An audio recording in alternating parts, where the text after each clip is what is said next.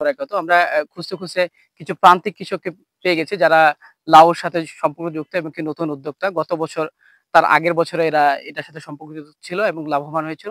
তো এবার প্রাকৃতিক দুর্যোগ কিছুটা দেখা যাচ্ছে। তো তারপরেও ওরা আলহামদুলিল্লাহ ওদের গাছ যথেষ্ট ভালো আছে। প্রায় ৭ থেকে ১০ দিন অনেক একটা ভয়াবহ ঘূর্ণিঝড় বা ঝড় আবহাওয়া এবং বৃষ্টিপাত হইলো। তারপরেও গাছ এত সুন্দর সচল আছে। তো ভাই কিভাবে পরিচর্যা করছে, কিভাবে তাদের প্রসেসিং এই বিষয়ে আমরা তাদের সাথে কথা বলবো। ভাই আপনাদের এখানে মোট জমি কতটুকু আছে?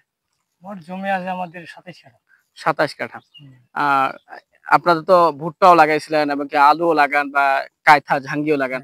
তো লাউটা কি বেছে নেওয়ার কারণটা কি? কারণ লাউটা আছে না, লাউটা এটা মনে করেন যে লাউটা মনে করেন যে পার্টি আর কি সবসময় টানে। যদি দাম কম থাকে তাও আর কি লাউটা টানে। তাও লাউটা নেই। আর যে কায়থা কায়থা আছে না, চিচিঙ্গা আছে না, চিচিঙ্গা। চিচিঙ্গা এগুলো মনে করেন যে একটু দামটা যদি কমে যায় তাহলে ওটা পার্টি আর কি রাখে, বেশি একটা নিতে চায় না। আচ্ছা না। আপনাদের মোটামুটি ২৭ কাঠার মধ্যে গত বছরে কত লাভবান হয়েছিলেন আপনারা এখান থেকে?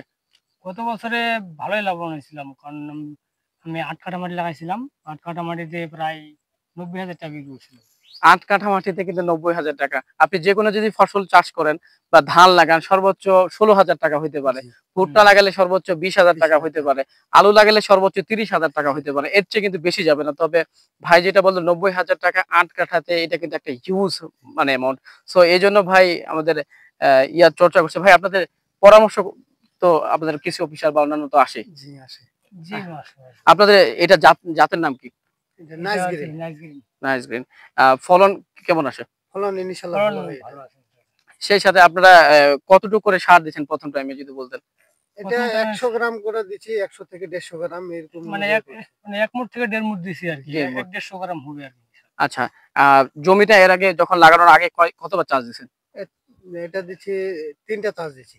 ৩ থেকে ৪ চাষ আরকি। যাক ভালোই আলহামদুলিল্লাহ। আ ধন্যবাদ ভাইকে ভাইয়ের মূল্যবান বক্তব্য দেওয়ার জন্য। আসলে উদ্যোক্তা হওয়াটা সবচেয়ে বড় বিষয়। আমরা দেখছি যে আমরা অনেক কৃষি করি। কিন্তু কৃষির মধ্যে ভিন্নতা আনা উচিত। আমি মনে করি ভাই যেমন ৮ কাঠা মাটিতে যদি ৯০,০০০ বিক্রি হয় তাহলে ১ বিঘা মাটিতে কত হইতে পারে আপনারা একবার হিসাব করে দেখেন। ঠিক আছে? প্রায় ১,৮০,৭০ এর ধরো এভারেজ ইনকাম।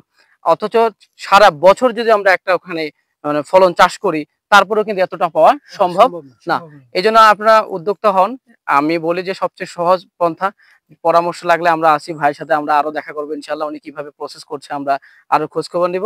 ততক্ষণ পর্যন্ত আমাদের চ্যানেলের সাথে থাকবেন, ভালো থাকবেন, সুস্থ থাকবেন। সালামু আলাইকুম ওয়া রাহমাতুল্লাহ।